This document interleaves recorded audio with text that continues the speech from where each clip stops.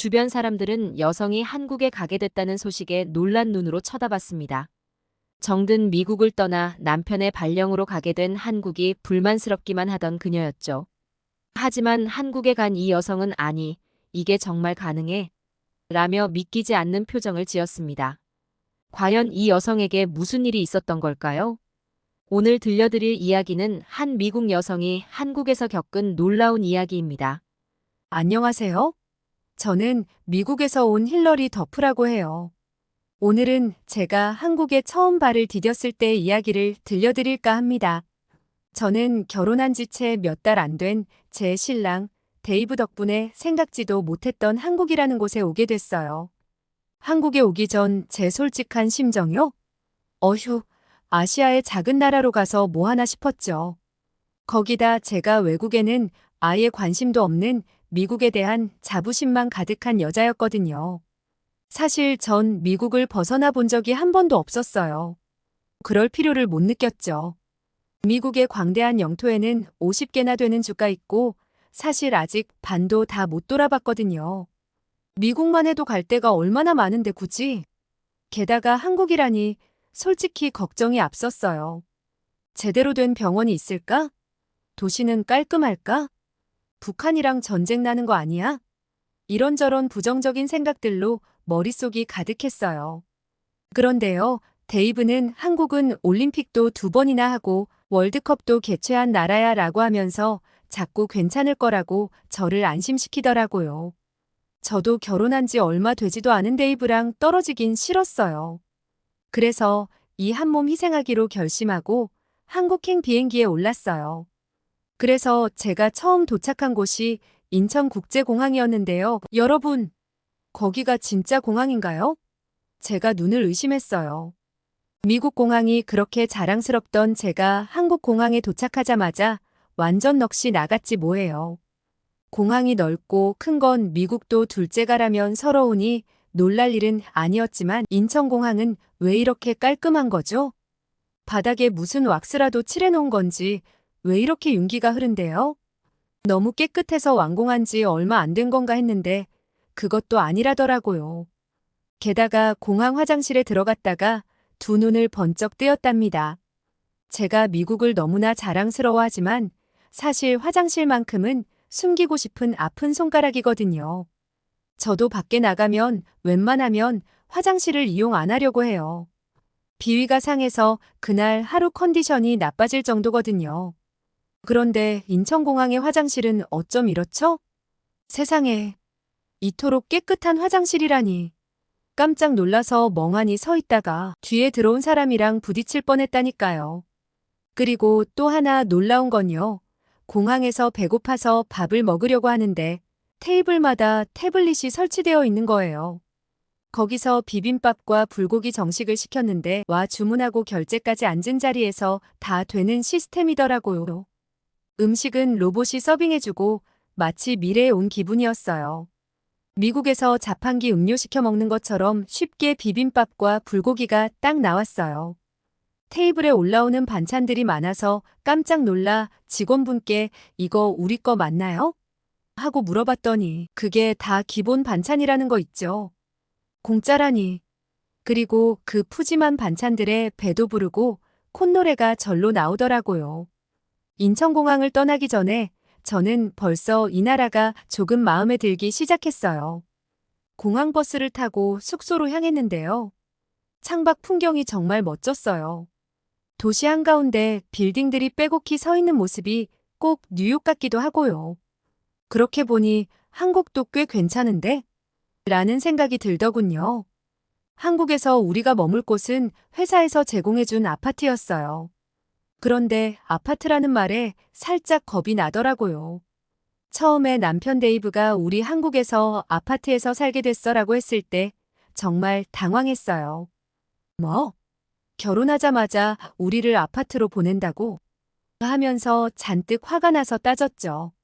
제가 아는 아파트라면 낡고 허름한 저소득층 주택 같은 이미지였거든요. 그런데 데이브가 말하길 한국의 아파트는 미국의 고급 맨션과 비슷하다고 하더라고요.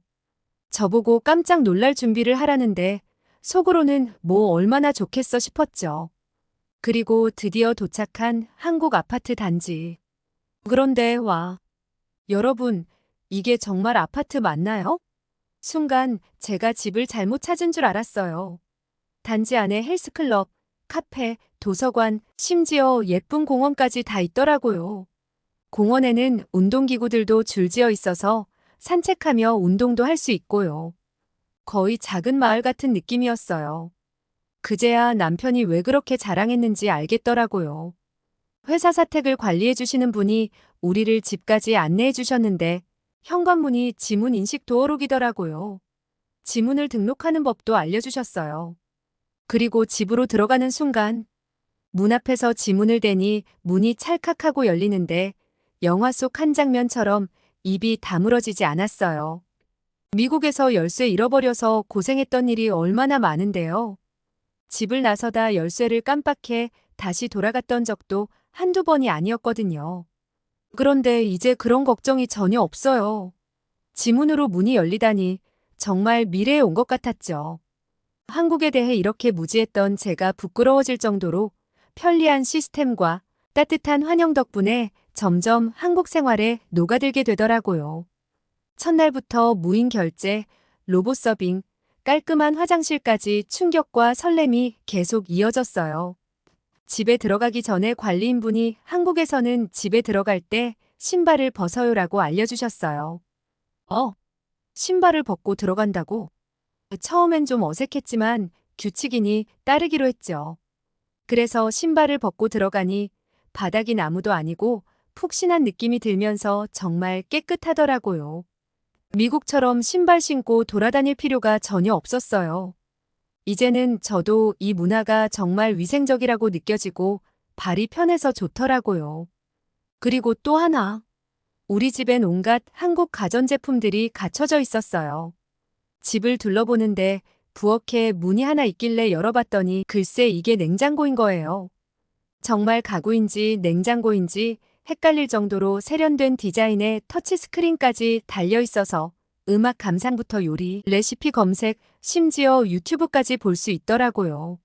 냉장고 안에 카메라도 있어서 문을 열지 않고도 식재료와 유통기한을 체크할 수 있는 기능까지. 정말 최첨단 그 자체였어요. 게다가 스마트폰으로 세탁기도 제어할 수 있다니. 세제도 알아서 넣어주고 모든 걸 척척 다 해주더라고요. 한국 생활이 점점 신기하고 기대되기 시작했어요. 한국은 미국과는 달리 정말 편리한 점이 많더라고요. 대중교통이 아주 잘 되어 있어서 굳이 차가 없어도 어디든 갈 수 있고요. 아파트 단지 안에 편의점과 상가가 있어서 필요한 물건들을 걸어서 해결할 수 있다는 게 얼마나 좋은지 몰라요. 미국에서는 편의점 하나 가려면 아무리 가까워도 차로 15분은 가야 했는데요. 그리고 한국의 배달 문화. 밤에 주문한 물건이 새벽에 문 앞에 딱 도착해 있는 거예요. 새벽 배송이라니 미국에서는 상상도 못할 일이죠. 한국의 배달 서비스는 정말 감탄할 정도예요. 또 한 가지 놀라웠던 건 바로 한국의 치킨이었어요. 치맥이라는 문화가 있더라고요. 치킨과 맥주라니 정말 완벽한 짝꿍 아닙니까? 전설 같은 치맥 콤보를 처음 맛본 뒤로는 데이브랑 매주 금요일 밤마다 집 근처 치킨집에서 치맥 파티를 즐기게 됐어요. 한국 치킨은 어쩜 이렇게 바삭하고 양념도 알싸하게 맛있던지 저도 모르게 푹 빠져버렸답니다. 게다가 같이 나오는 치킨무. 그 살짝 톡 쏘는 단맛이 치킨과 얼마나 잘 어울리는지 이제는 그 맛없이는 못 살 것 같아요. 그리고 더 놀라운 건 한국에선 팁이 필요 없다는 거예요. 여러분, 팁이 없다고요. 미국에서는 음식값도 만만치 않은데 거기에 팁까지 얹어야 하잖아요. 요즘 물가도 올랐는데 팁도 같이 올라서 대체 어쩌라는 건가 싶을 때가 많아요. 손님이 종업원의 급여를 책임져야 한다니 이 시스템이 전부터 너무 이해가 안 됐거든요. 음식을 먹으면서도 팁은 얼마나 줘야 하지? 걱정하느라 음식이 입으로 들어가는지 코로 들어가는지 모를 정도였죠. 그런데 한국에선 그런 걱정이 전혀 없어요. 마음 편하게 먹고 즐길 수 있죠. 맛있게 식사를 마치고 밤에 공원을 산책할 때면 정말 한국에서만 누릴 수 있는 최고의 특권을 만끽하는 느낌이에요.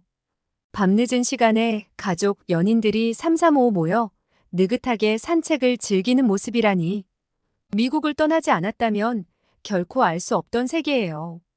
한국에서의 생활이 정말 즐겁고 만족스러워요. 세련된 아파트, 편리한 배달, 깨끗하고 안전한 거리, 그리고 친절한 사람들까지 한국에 오기를 망설였던 제가 이제는 하루하루가 기대된답니다. 한국에서 겪은 문화 충격 중 하나는 바로 병원과 건강검진이에요. 미국에서 건강검진? 보통 아플 때나 병원에 가는 거지 일부러 정기적으로 검진을 받는 경우는 드물어요. 그런데 한국에서는 건강검진이 거의 연례 행사더라고요. 미국에서는 병원 가는 게 시간도 오래 걸리고 비용도 많이 드는 스트레스 덩어리인데 말이죠. 어느 날 데이브 회사에서 저도 한국 건강보험에 가입됐으니 매년 건강검진을 받을 수 있다고 안내를 해주더라고요. 에이, 뭐 혈압 좀 재고 폐 소리나 들어보겠지 싶어 별 기대 없이 갔어요. 미국에서 병원 가면 대충 청진기로 숨 쉬어보세요 하면서 몇 가지 물어보고 끝나니까요. 그나마도 비싸서 자주 가기도 어렵고요. 그런데 병원에 도착하자마자 파자마 같은 옷을 주시는 거예요. 파자마라니. 이거 잠자러 온 건 아니잖아요. 하지만 갈아입으라고 해서 순순히 따랐는데 웬걸 너무 편한 거 있죠? 한국에서는 환자가 이렇게 편하게 검사받는구나 싶었어요. 그리고 병원 직원이 영어로 된 문진표를 아이패드로 작성해달라고 건네주는 거예요.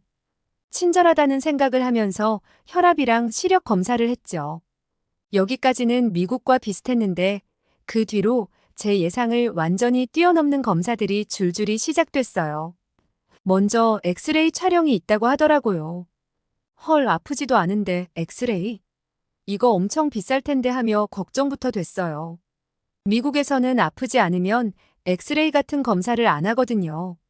하지만 한국에선 이게 기본 검사라니 어디까지 해주는 거지 싶었어요. 엑스레이가 끝나자 혈액 검사를 하고 제일 충격적이었던 내시경 검사 차례. 미국에서는 내시경 한번 하려면 비용도 많이 들고 시간도 오래 걸려서 큰맘 먹어야 하거든요.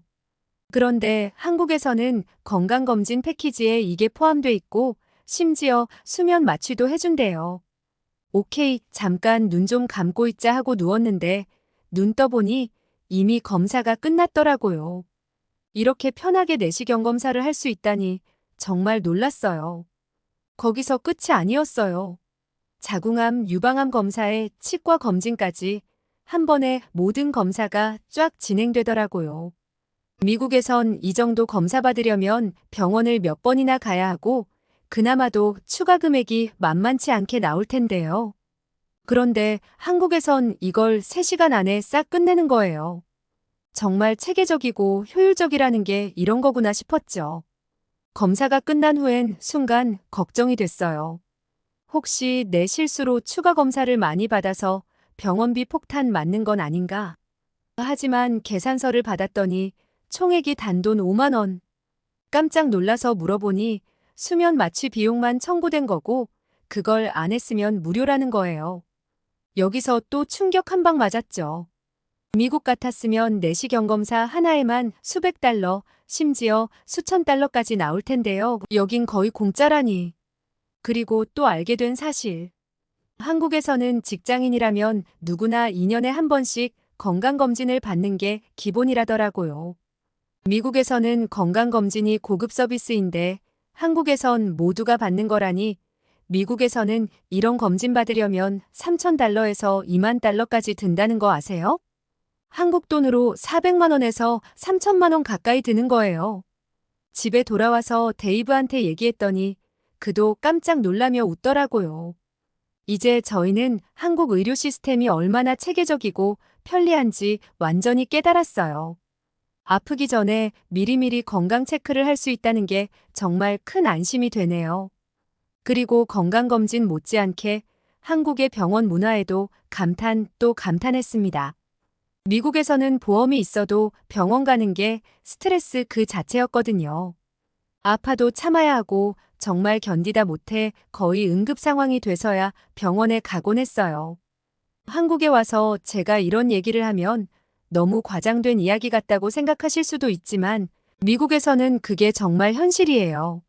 미국에서는 병원에 가려면 먼저 예약부터 해야 하는데 그게 보통 일이 아니죠. 예약 전화부터 심호흡하고 그렇게 어렵게 예약해도 의사를 만나려면 며칠, 길게는 몇 주를 기다려야 해요. 진짜 저녁은 병원 대기실에서 먹겠구나 하면서 출발하는 게 일상이었죠. 그렇게 겨우 의사를 만나면 청진기 몇 번 대고 혈압 재고 5분 대화 후에 2달치 약 처방해 줄게요라는 식으로 끝나는 경우가 대부분이에요. 이 과정에서 드는 시간과 비용이 어마어마한데 결국 겨우 약 처방만 받고 나오는 허탈함이 정말 크죠.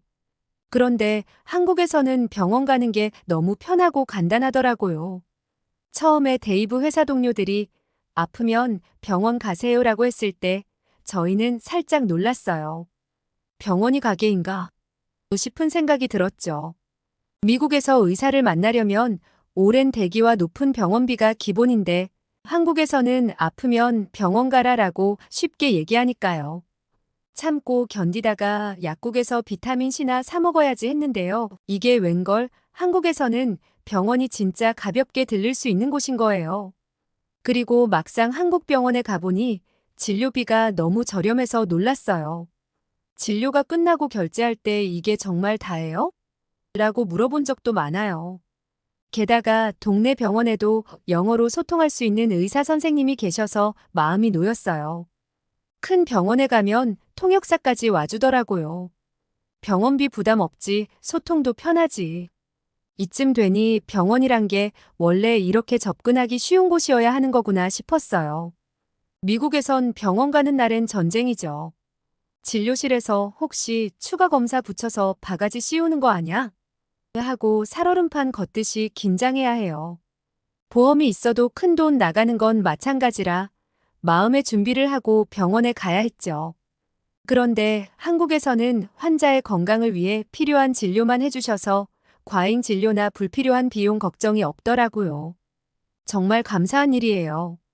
그리고 또 웃긴 게 한국에서는 약을 일주일치만 처방해 주시더라고요. 미국에서는 한 번에 2~3달치씩 처방해 주는 게 당연해서 일주일치 약을 받아들고 데이브랑 둘이 웃음이 터졌어요. 한국에서는 병원에 자주 가는 게 일상이기 때문에 약을 오남용하지 않도록 짧게 처방해 주신다는 걸 알게 됐죠. 약이 다 떨어지면 또 가서 간단히 진료받고 약을 받으면 되는 거였어요. 이렇게 편리한 한국의 의료 서비스를 경험하다 보니 나중에 미국으로 돌아가야 한다는 생각에 걱정이 들기 시작했어요. 미국에 가면 적응할 수 있을지, 미국 돌아가서 아프면 또 얼마나 오래 기다려야 할지, 얼마나 많은 돈을 내야 할지, 벌써부터 무섭고요. 사실은 데이브도 비슷한 걱정을 하고 있어요.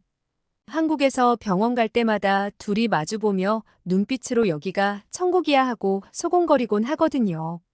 솔직히 한국에 오기 전에 스스로가 부끄러워요. 한국에 대해 알지도 못하면서 마음대로 선입견 가득했던 제가 창피해요. 데이브와 저는 점점 한국에서의 생활에 만족하고 있어요. 저희가 겪는 모든 일이 한국에선 당연한 일상이라는 게 정말 놀랍고 이런 시스템이 미국에도 있었으면 하는 바람이에요. 제 이야기는 여기까지입니다. 오늘의 사연 어떠셨나요?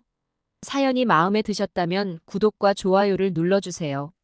여러분의 구독과 좋아요는 계속해서 좋은 사연을 소개할 수 있는 큰 힘이 됩니다. 시청해주셔서 감사합니다.